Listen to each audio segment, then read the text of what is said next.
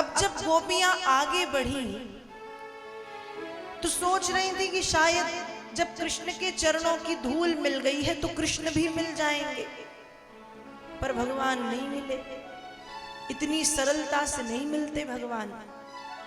जब गोपियां आगे बढ़ी, भगवान नहीं मिले, तो वेदव्यास जी लिखते हैं कि सच्चे समर्पण में भक्त और भगवान के प्रगाढ़ प्रेम में क्या होता है। इति गोप्या प्रगायन्त्या प्रलपन्त्यश्च चित्रधा रुरुदुः सुस्वरं राजन् कृष्ण दर्शन लालसा। क्या हुआ, ध्यान से सुनिएगा। जब प्रबल प्रेम होता है, जब सच्चा प्रेम होता है, जब प्रगाढ़ प्रेम होता है, तो यही होता है। इति गोप्यः प्रगायन्त्या, प्रेम की प्रगाढ़ता, प्रेम की प्रबलता है। इसलिए पहले तो गोपियों ने कृष्ण के गीत गाए हैं। कृष्ण ऐसा है, कृष्ण वैसा है, कृष्ण सुंदर है, कृष्ण मनमोहक है, कृष्ण आकर्षक है, कृष्ण हमारे प्राण हैं। पहले गोपियों ने कृष्ण के गीत गाए। गीत गाने के बाद भी जब कृष्ण नहीं आए तो प्रलपन्त्यश्च चित्रधा, जिस कृष्ण के गोपियां गीत गा रही थीं उसी कृष्ण को गोपियां गाली देती हैं। क्या देती हैं? गाली। और प्रेम की प्रगाढ़ता में यही होता है, गाली भी मिलती है, प्रेम भी मिलता है। तो पहले तो खूब गाने गाए, गीत गाए, लेकिन जब नहीं आए तो गालियां देती हैं। अरे वो बहुत छलिया है, वो नटखट है, वो चोर है, वो बुरा है, निष्ठुर है, निर्दयी है, दुष्ट है, और तो और पता नहीं कैसी कैसी गालियां दे दी। और तब भी भगवान नहीं आए। तो पहले गीत गाए, फिर गालियां दी, और तब भी नहीं आए तो रुरुदुः सुस्वरम राजन। सुखदेव जी कहते हैं, परीक्षित गोपियां रोती हैं। तो कहा इसमें कौन सी बड़ी बात, रोती हैं? तो कहा रोती कैसे हैं? सुस्वरम, स्वर के साथ रोती। सुना कभी स्वर के साथ रोना? व्यक्ति जब रोता है तो बेसुरा हो जाता है, रोने में स्वर नहीं होता, बेसुरा। लेकिन गोपियां जब रोई तो सुस्वरम राजन, स्वर के साथ रोई हैं। क्यों?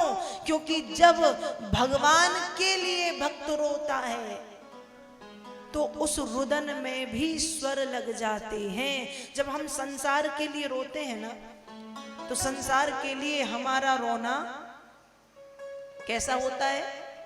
बेसुरा। लेकिन जब जीव ब्रह्म के लिए रोता है तो उस रोने में भी स्वर होते हैं। इसलिए आज गोपियां ब्रह्म के लिए रो रही हैं। रुरुदुः सुस्वरम राजन, कैसे? स्वर के साथ। क्यों? कृष्ण दर्शन लालसा, भगवान कृष्ण के दर्शन को पाने के लिए गोपियां रोती हैं, पर भगवान नहीं आए।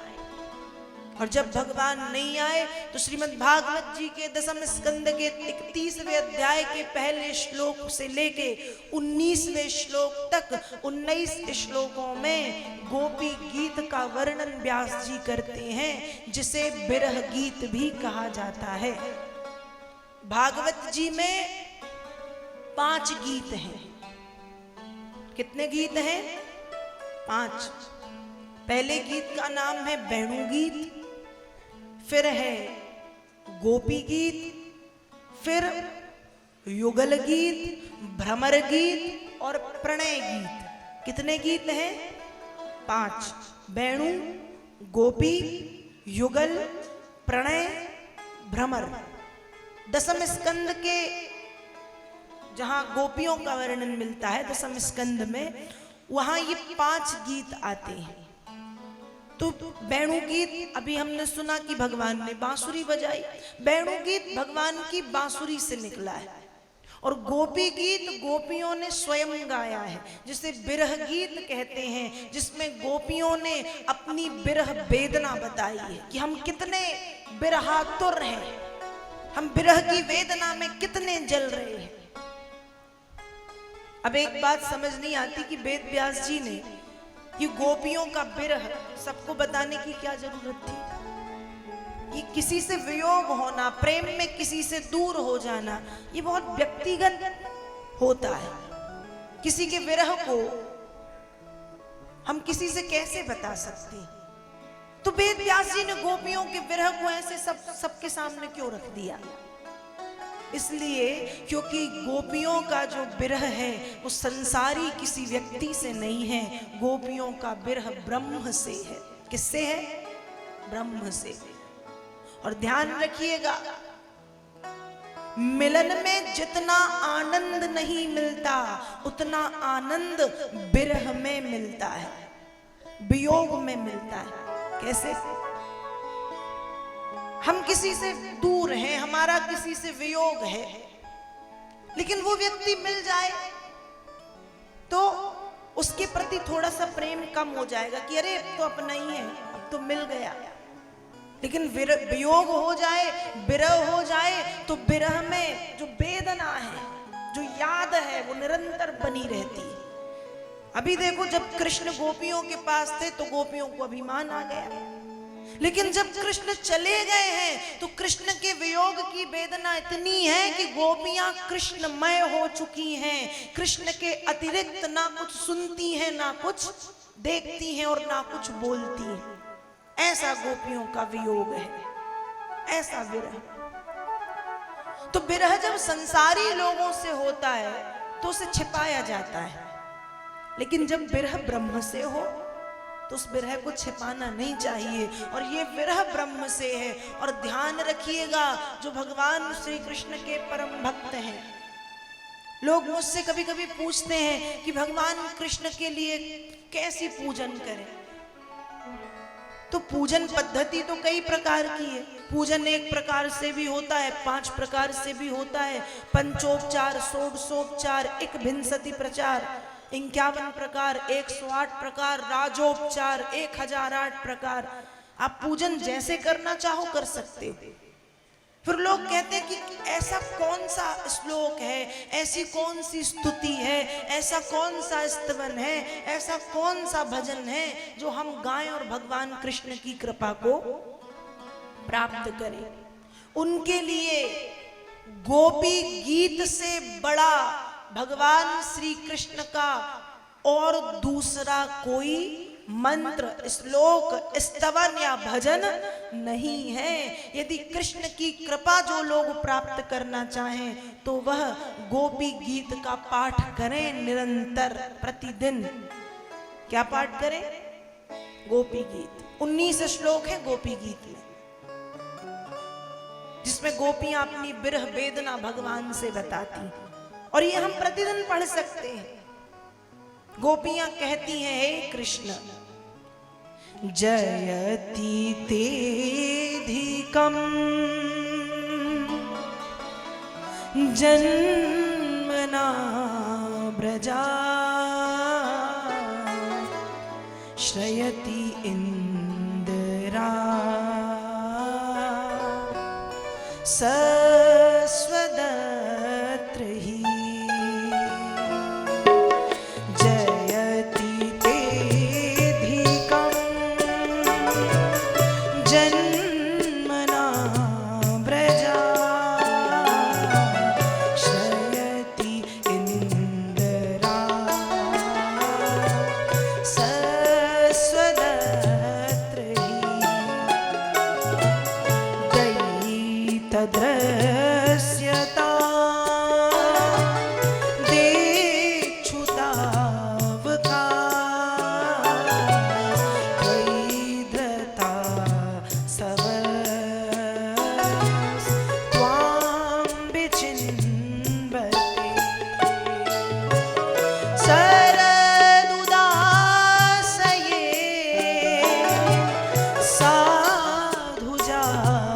सर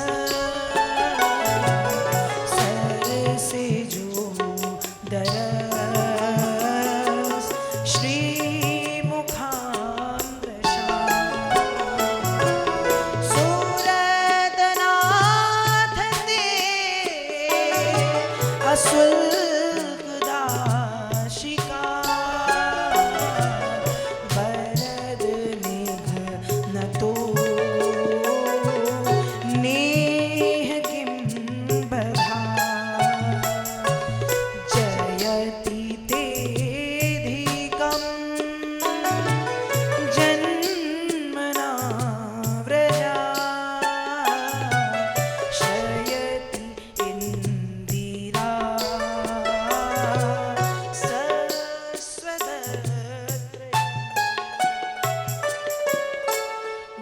क्या कहती हैं कि हे कृष्ण, तुम्हारे जन्म के कारण ही हमने ब्रज में जन्म लिया और तुम हमें ही छोड़ करके चले गए।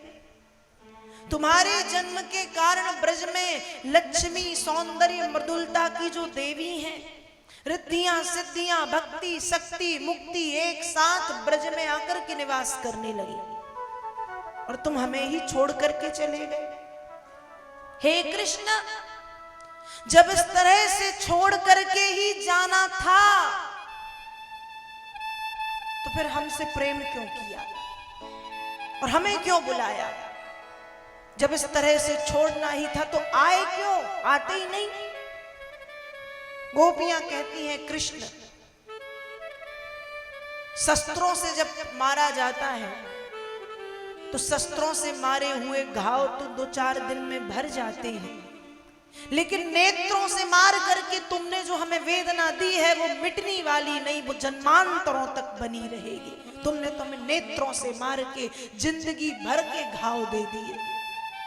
गोपियां कहती हैं हे कृष्ण, जब ऐसे छोड़ना ही था तो कंस के द्वारा भेजे गए राक्षसों से हमें क्यों बचाया? जब छोड़ना ही था तो कालिया नामक सर्प के विष से हमारी रक्षा क्यों की? जब छोड़ना ही था तो इंद्र के प्रकोप से हमें क्यों बचाया? कृष्ण, हे कृष्ण, हम तो तुम्हारी निशुल्क दासी हैं, बिना मोल की दासी हैं। तुम्हारी सेवा का कोई हम तुमसे मोल नहीं चाहते कि तुम हमें धन दो, तुम हमें संपत्ति दो। निशुल्क दासी का, हे कृष्ण, हम तो तुम्हारी निशुल्क दासी हैं और हम जैसी अपनी निशुल्क सेविकाओं को, अपनी दासियों को तुम ऐसे छोड़ के चले गए। बड़े निष्ठुर हो कृष्ण, गोपियां कहती हैं। और 19 श्लोकों में गोपिकाओं के विरह वेदना को बाबा वेद व्यास जी वर्णन करते हैं। गोपिकाएं भगवान कृष्ण से कहती हैं, मानो